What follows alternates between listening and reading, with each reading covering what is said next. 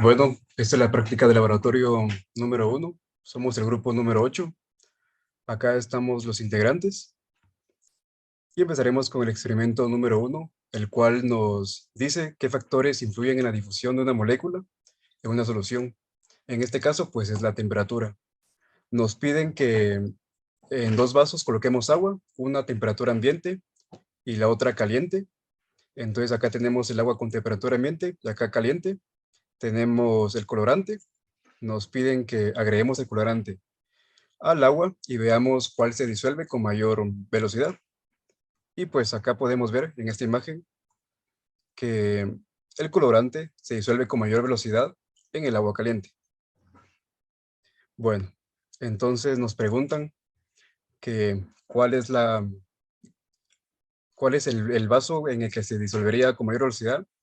Y pues la explicación es que en el vaso caliente, ya que al aumentar el calor, las moléculas se mueven con mayor velocidad, lo cual hace que se colisionen con mayor frecuencia. Por ello, el colorante pues se disuelve con mayor velocidad en el agua caliente. Otra pregunta ¿es posible saber la velocidad de la difusión del colorante? Y pues los factores que influyen en el fenómeno se expresan por la ley de Fick de la difusión, que establece que la velocidad de difusión por unidad de superficie en dirección perpendicular a estas es proporcional al gradiente de concentración del soluto en la misma dirección. ¿Y cómo se obtendría? Pues como podemos ver sería con esta fórmula, lo cual J es difusión de coeficiente de difusión a área de difusión, C1 mayor concentración, C2 menor concentración de la distancia, y a este conjunto le llamaremos gradiente de concentración.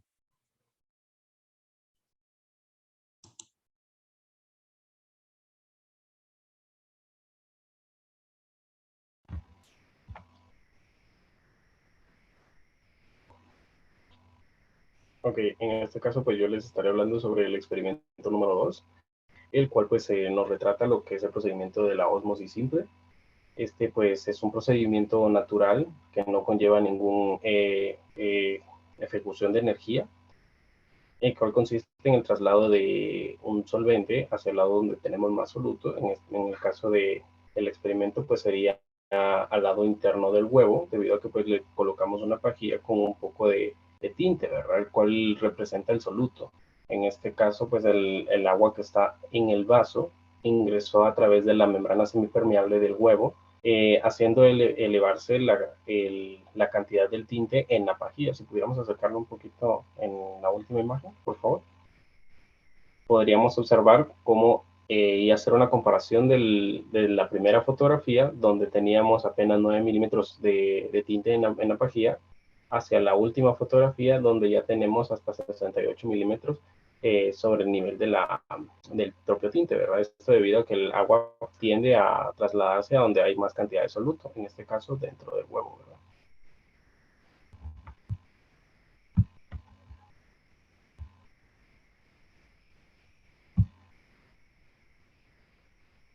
Yo les hablaré sobre el tercer experimento, que es la ósmosis de una membrana sintética. Los pasos a realizar es que en 100 mililitros de agua se le agregan 2 cucharadas de azúcar para formar una solución saturada. Luego se separan 5 mililitros de esta solución saturada y se le agregan 10 mililitros de agua, teniendo dos soluciones, una saturada que sería donde solo están los 100 mililitros de agua y la diluida. Después se toman 2 bolsas de celofán y se le agrega la solución etiquetándolos. Se colocan las bolsitas en un recipiente con agua, dejándolos reposar durante 2 horas y después se retiran del recipiente para notar el cambio de volumen. En las preguntas que podemos ver es si hay una diferencia entre los volúmenes inicial y final. En, en las dos soluciones hubo una diferencia, pero en donde estuvo más marcada fue en la solución saturada, ya que la solución saturada tiene más concentración. En esta solución podemos ver que la bolsa de celofán sustituye una membrana semipermeable que permite el paso de agua de una solución diluida a una muy concentrada. Ya por eso es que la solución más concentrada es la que aumentó mucho más, que fue la saturada.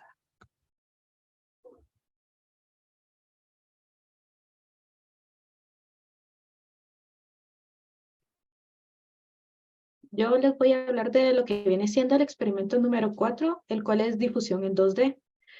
Los pasos para realizarlo es preparar una solución concentrada de café con al menos 2 cucharadas soperas de café en 5 mililitros de agua. Se debe utilizar un recipiente similar a una caja de Petri en caso de no tener una, y en esta agregar una cantidad mínima de 3 mililitros de agua. Se tiene que esperar 10 minutos para que se estabilice el agua y tomar una fotografía. El primer experimento que se ve en la izquierda es nuestro experimento control, en el cual se hizo como se explicó en el laboratorio, con las 2 cucharadas soperas de café soluble, y se tomaron 5 tiempos. Cada uno está separado por 30 segundos y luego era necesario sacar lo que venía siendo la pendiente. La pendiente del primer experimento es de 1.7, la cual luego se divide dentro de 4, y de esta forma obtenemos lo que es el gradiente de difusión en 0.27 en nuestro experimento control. Era necesario realizar 2 variables más de nuestro experimento, cambiando algo, ya fuera la temperatura, la concentración del café o la salinidad del medio. En mi caso, el segundo experimento lo realicé con lo que viene siendo una mayor temperatura. Calenté agua a 85 grados y en este caso igual se tomaron fotos a 5 tiempos distintos, los cuales igual están separados por 30 segundos cada uno. Y luego de realizar la gráfica, se sacó la pendiente en 0.96 y el coeficiente de difusión de café en este caso es de 0.24. El tercer experimento y su variable viene siendo lo que es una menor concentración de café en el agua. De la misma forma, son 5 tiempos divididos en 30 segundos, una pendiente de 1.7 para el cociente de difusión en 0.27.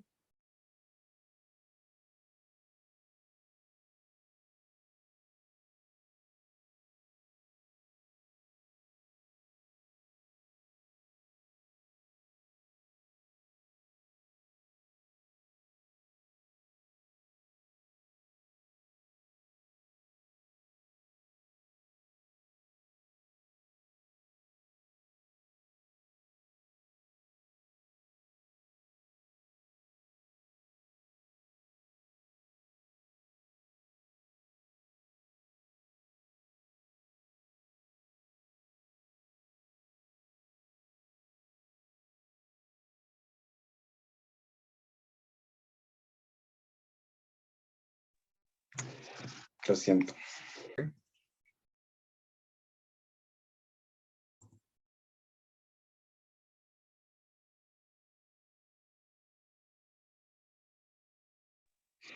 Ok, con lo que es la ley de Flick, pues nos establece que es un ritmo de la difusión por la unidad de la superficie en una cierta dirección. Es proporcional al gradiente de concentración de soluto, pues en esta dirección, y además la medida es la masa de soluto por unidad del volumen. Podemos tomar como ejemplo, pues, de algo que pasa de mayor solución a menor. Eso podemos tomar como un ejemplo, pues, claro, en la fisiología como la osmosis.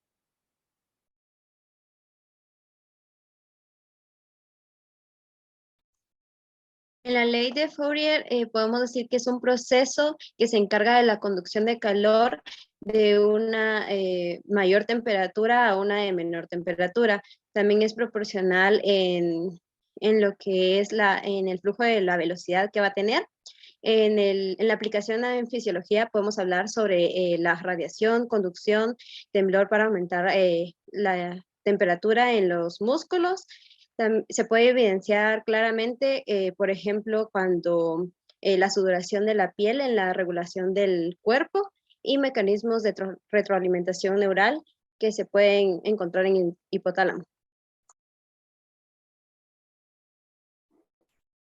Luego tenemos la ley de Ohm, que establece que la intensidad de la corriente que atraviesa un circuito es directamente proporcional al voltaje o tensión del mismo e inversamente proporcional a la resistencia que presenta.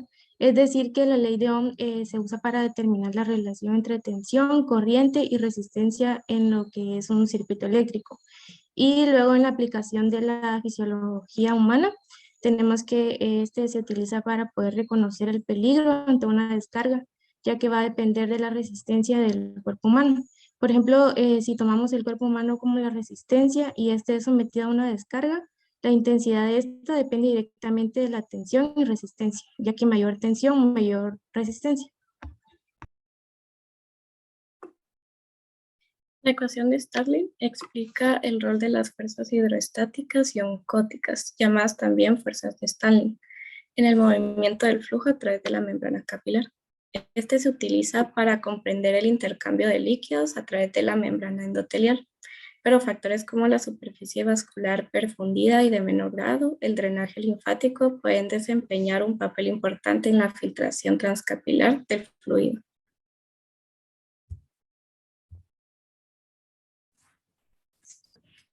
La ley de Poiseuille es una ley que permite determinar el flujo laminar estacionario de un líquido incomprensible y uniformemente viscoso a través de un tubo cilíndrico de sección celular constante. Esta ley también es importante en la hemodinámica y como ejemplo está que fisiológicamente se podría utilizar el cálculo del flujo sanguíneo ya que este adquiere cierta viscosidad. El principio de Bernoulli es un principio que establece que dentro de un flujo horizontal de fluido, los puntos de mayor velocidad, del flujo tendrán menor presión que los de menor velocidad.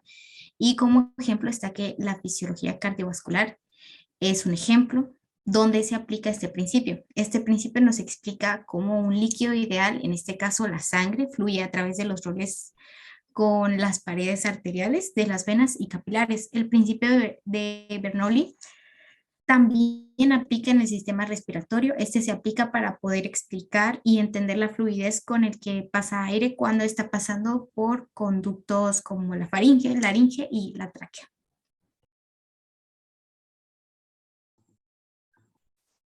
Bueno, en el movimiento browniano se observa en las partículas que se hallan en un medio fluido, ya sea líquido o gas, como resultado de los choques en contramoléculas de dicho fluido.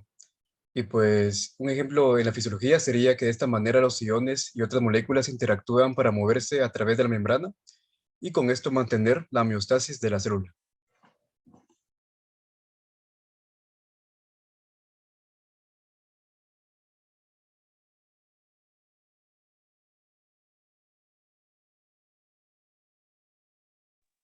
Bueno, con lo que es la definición de isomolar y hipososmolar y hiperosmolar, pues tenemos que iso pues significa igual, entonces la concentración del agua en la célula no cambia, se mantiene constante.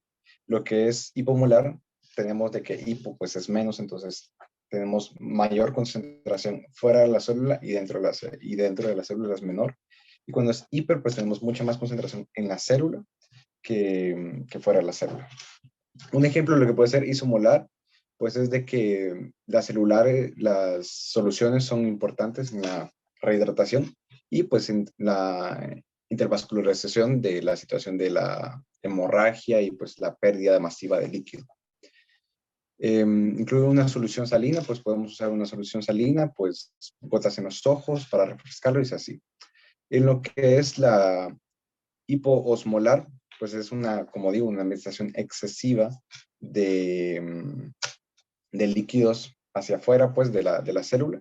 Y lo podemos tomar como un ejemplo, pues, que colocamos una célula en una concentración de ácido clorhídrico, no, cloruro de sodio, perdón, y el agua destilada, pues, agua pura, sin sustancias disueltas, con solución de célula del 100% del agua, el 0% del ácido clorhídrico dentro de la célula. Y pues la solución pues termina siendo un 99.1% del agua, 0.9% del claro. Entonces el agua cambia de concentración, digamos, de más alta concentración a más baja. Y pues en la osmolaridad pues podemos ver que es útil las pruebas de sangre para la comprobación del equilibrio de los líquidos, para que no haya una hiper o una hipo en cuanto es la célula.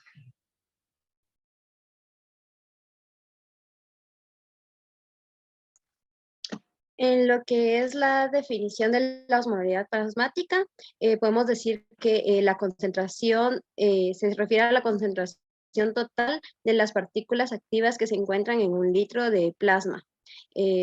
Tenemos que un litro de plasma contiene 930 mililitros de agua, de proteínas y lípidos únicamente tiene el 7% en el volumen plasmático. Un ejemplo podría ser en el ejemplo las pruebas de sangre que se realizan para ver el equilibrio de líquidos en el aumento o disminución y los valores que se tienen en el cuerpo. También se puede ver en lo que son las enfermedades sanguíneas, como es la deshidratación y diabetes. Y tenemos que la osmolaridad plasmática normal es de 280 a 295.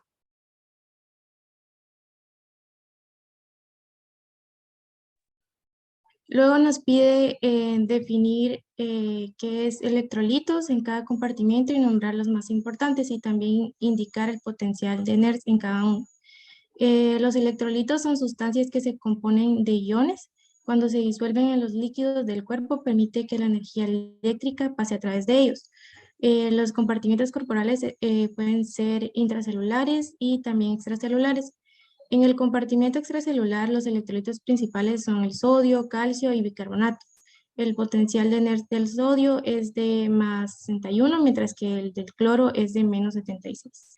En el compartimento intracelular de los electrolitos más importantes está el potasio, fosfato y las proteínas. El potencial de NERS del potasio es de menos 97. Y luego en los ejemplos tenemos que el sodio es el electrolito más importante en el compartimento extracelular, ya que mantiene la presión osmótica. El cloro también es uno de los más principales porque regula la presión osmótica junto con el sodio también y está involucrado en la salud ósea. Luego tenemos el bicarbonato, que es fundamental para el balance entre el ácido y base en el organismo. Y también en el compartimiento intracelular, el potasio es el más importante para mantener la repolarización cardíaca. El hematocrito es la fracción del volumen en sangre total compuesto por células. El volumen total de sangre se puede medir midiendo lo que es el volumen del plasma dividido 1 menos hematocrito. En este caso se nos pide calcular el volumen total de sangre en un adulto de 70 kilogramos con hematocrito de 0.4, el cual nos da 5 litros. Esto puede usarse para ayudar a diagnosticar trastornos sanguíneos, incluyendo anemia, que es una afección en la que no se tienen suficientes glóbulos, o policitemia, que es un problema poco común en que la sangre tiene demasiados glóbulos rojos y se torna demasiado espesa.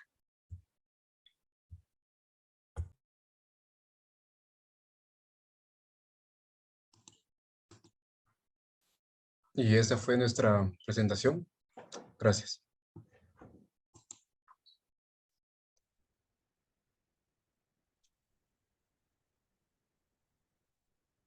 La ley de Laplace. La ley de Laplace reacciona al cambio de presiones sobre la superficie de un líquido con respecto al aire en tubos o bien en conductos cilíndricos, valorando la tensión superficial. Esto quiere decir que a mayor radio se necesita una mayor tensión superficial para mantener la presión interna. Un ejemplo de eso son los alvéolos pulmonares. La tensión pulmonar se determina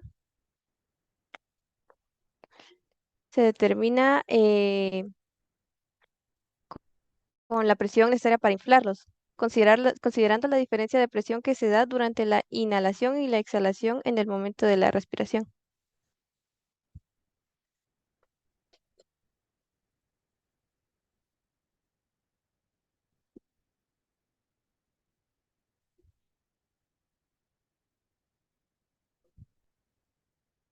El líquido intracelular es una solución acuosa que contiene grandes cantidades de iones como potasio, magnesio y fósforo. La fórmula para calcular el líquido intracelular es calculando el agua total del cuerpo menos el volumen del líquido extracelular. El líquido extracelular. Es una solución acuosa donde se encuentran iones mayormente de sodio, cloruro y bicarbonato y nutrientes que se necesitan en las células para mantenerse vivas. El líquido extracelular se calcula a través de la cantidad de sodio, L-iotalamato, tiosulfato y la insulina. El volumen plásmico es alrededor del 60% de la sangre es plasma y el 40% son eritrocitos. Se calcula según la L-albumina, el colorante azul de Evans, 7-18-24. El líquido intersticial es calculando el volumen del líquido extracelular menos el volumen plásmico. Y un ejemplo de eso puede ser calcular el líquido intracelular, que el agua total corporal de un hombre promedio de 70 kilogramos es de 42 litros, menos el contenido de líquido extracelular, que son 14 litros, eso da igual a 28 litros de líquido intracelular. Así como también para calcular el volumen plásmico, un hombre promedio de 70 kilogramos aproximadamente tiene de 5 a 6 litros de sangre. El 60% es plasma sanguíneo. Eso quiere decir que alrededor de 3 litros son de plasma. Y el líquido intersticial, que es el volumen de líquido extracelular en un hombre promedio de 70 kilogramos, son 14 litros. Y el volumen plásmico de 3 litros, alrededor de 11 litros de líquido intersticial.